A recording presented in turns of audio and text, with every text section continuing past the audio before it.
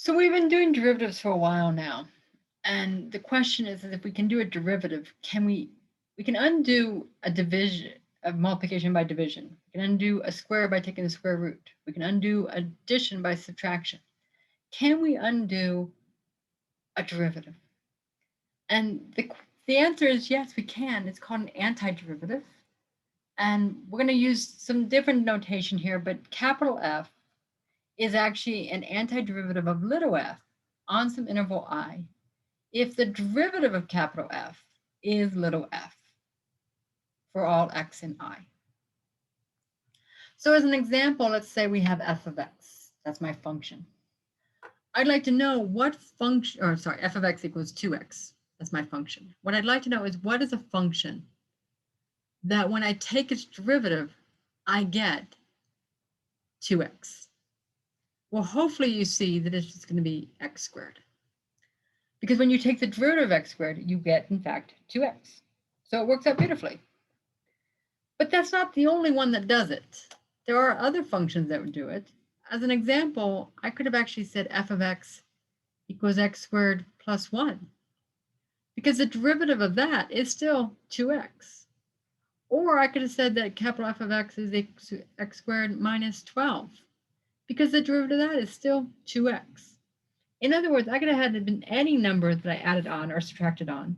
I'd still get the same answer. So that says to me that it actually could be any number in the world that I could have. In fact, even some unknown number that I could add on or subtract. So the derivative of x squared plus c is still 2x. And that gets us to the idea of what is called the antiderivative. So f is an antiderivative of f on an interval I. Then the most general antiderivative of f is actually f of x plus c. So plus c, where that c is an arbitrary constant.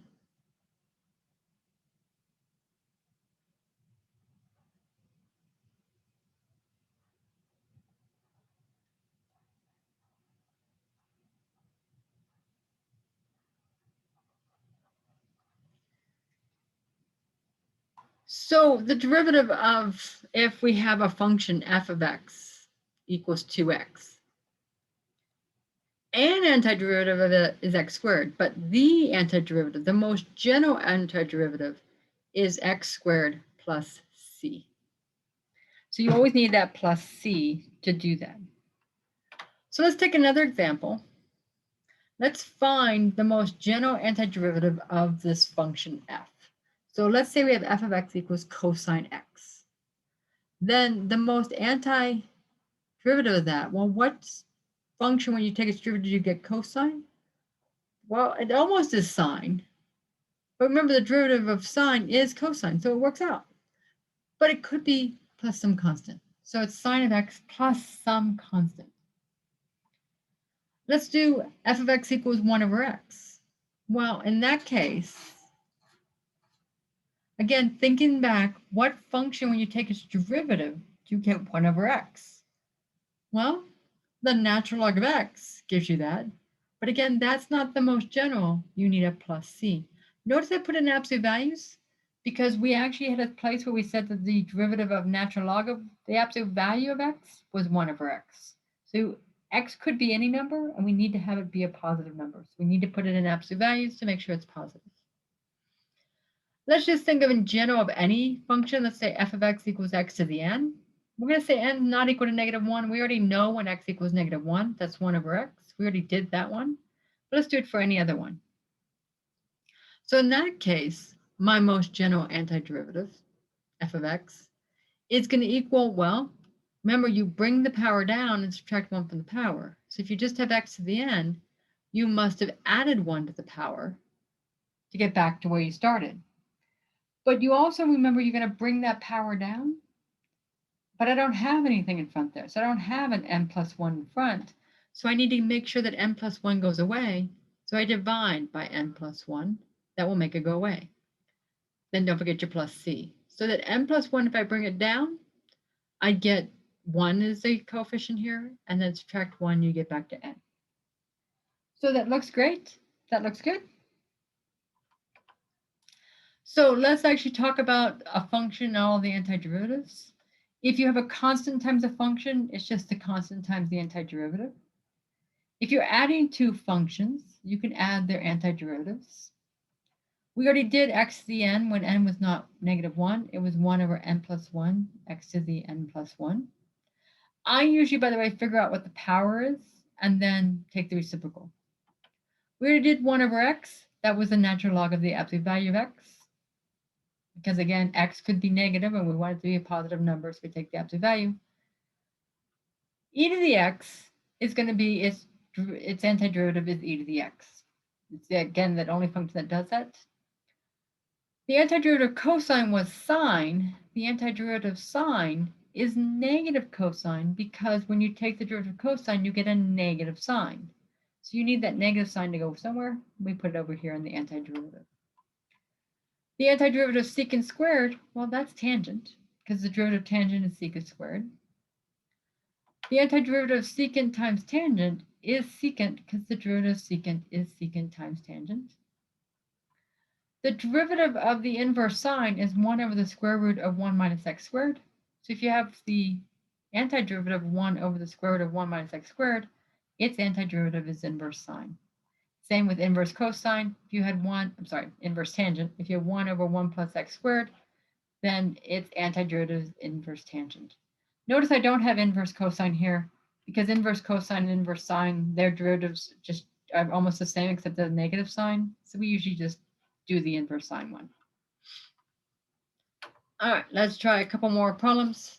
Let's say we have f of x equals x squared plus x over x plus 4 times e to the x minus 3 sine of x. And I'd like to find the antiderivative, the antiderivative. Well, before I do anything, just as before when we do derivatives, we want to simplify this. So this x squared plus x over x looks really nasty looking.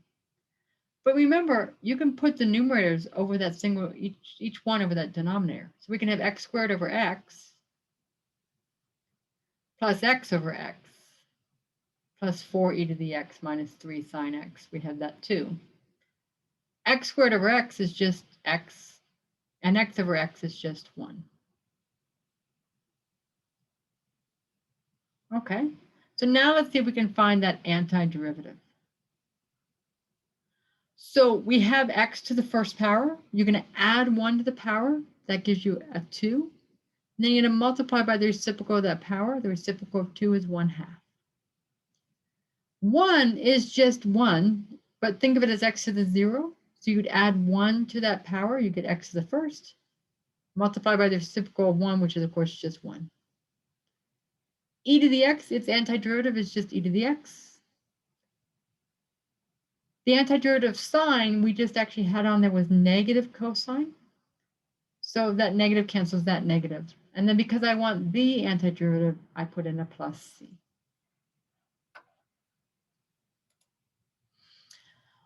We're going to get into something later in Calc 2. You're going to get into this thing called differential equations. We can talk a little bit about differential equations in this course. There's a whole course on differential equations. A differential equation is any equation involving derivatives of functions. So you don't need to, it's not like anything special. It just happens to have derivatives in it. Solving them can get very cumbersome sometimes. That's why there's a whole course in it. But the whole idea is we can solve it. We can look at functions right now that are differential equations. We can actually have two solutions to a differential equation. We can have the general solution. This one will have some constants. And we can also have a unique solution where we can find those constants. And usually we have a unique solution because we have what we call an initial value problem, where we gave you some initial information that allowed you to find those constants. So here's a differential equation. F prime of x equals 4 minus 3, 1 plus x squared to the negative 1. I'm going to tell you that f of 1 equals 0. So I gave you an initial condition information. This is a differential equation. It may not look like it. You might think, well, this is just finding the antiderivative, but it is a differential equation. It involves a derivative. That's always important. I want to find out what f is. So if f prime, its antiderivative is just f. We're not going to use capital F's anymore at the moment. We're just going to use f because we have f prime. The antiderivative of 4 is 4x, because again, it's x to the 0. Add 1 to that 0, you get 1. And then 1 plus x squared to the negative 1 power, that's 1 over 1 plus x squared. That's the inverse tangent. So we get the inverse tangent of x plus some c. So now that we've got that, we can now go ahead and look at the fact that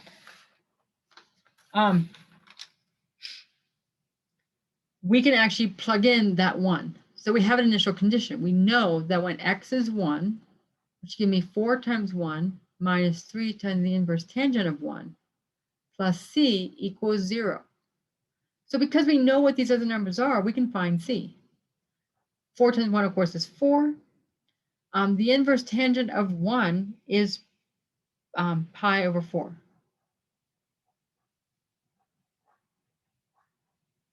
And if you can't remember that, remember that's where the sine and cosine are the same. If the sine and cosine are the same, you're going to have 1. The sine and cosine are the same at pi over 4. All right, so now we can find c. C, therefore, is equal to 4, negative 4, plus 3 pi over 4. And so I now know what my constant is, and I can rewrite my function as f of x equals 4x minus 3 times the inverse tangent of x minus 4 plus 3 pi over 4. So I no longer have that constant. That constant's now gone. Let's take another example. Let's say I tell you the f double prime of x is equal to x plus the square root of x. So this time I'm telling you the second derivative. I do want to find f. So I want to actually find that. I want to go all the way down to f. So we're going to go ahead and do that. So first off, if I've got the second derivative, and I'm going to rewrite this just a little bit. I don't like the square root. I've never liked square roots. I'm going to write it as a 1/2 power. So I'm going to first rewrite the second derivative as x plus x to the 1/2. I'm then going to find the antiderivative, but the antiderivative of the second derivative is the first derivative. So the antiderivative of x is 1/2 x squared. Add 1 to the power. 1 plus 1 is 2, and then multiply by the reciprocal of the power. So the same thing here. I'm going to add 1 to that power. 1/2 plus 1 is 3/2, and then multiply by the reciprocal of 3/2, and then plus c. But I can find out what c is because I know that f prime of 1 equals 2. So let's go ahead and do that. So we're going to put 1 in for x.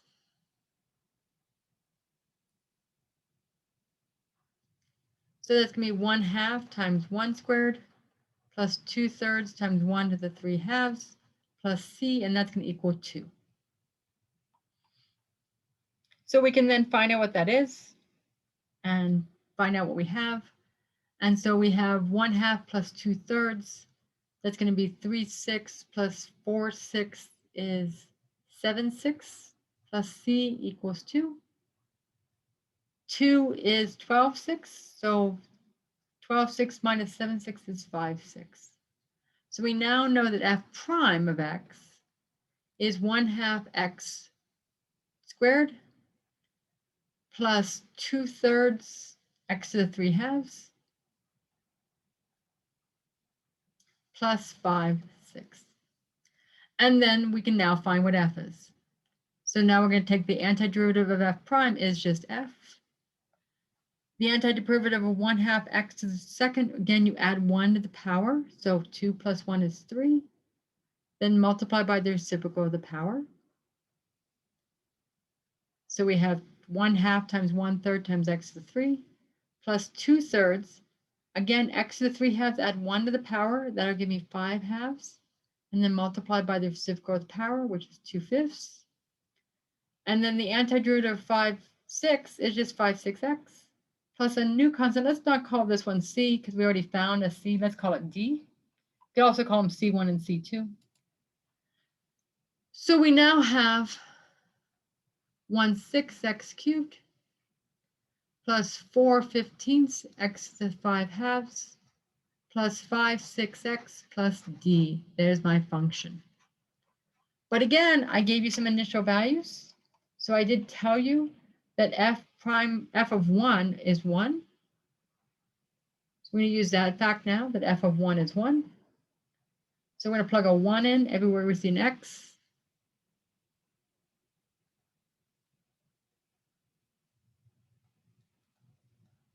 And that's going to equal 1.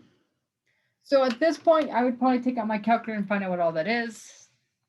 So I have 1/6 plus 4/15 plus 5/6. I'm going to subtract that from 1. And I get minus 4/15.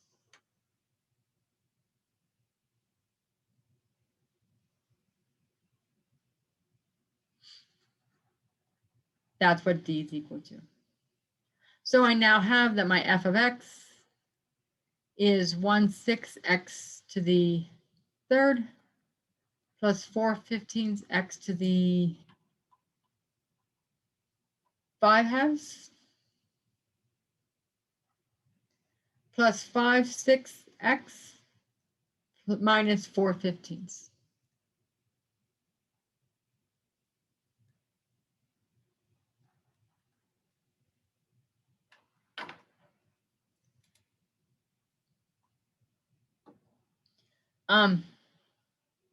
So we can also look at what these functions are going to look like by using what we call slope fields. We'll do that in the next video because I think this video is getting a little long, and we'll look at that next time and see what that looks like.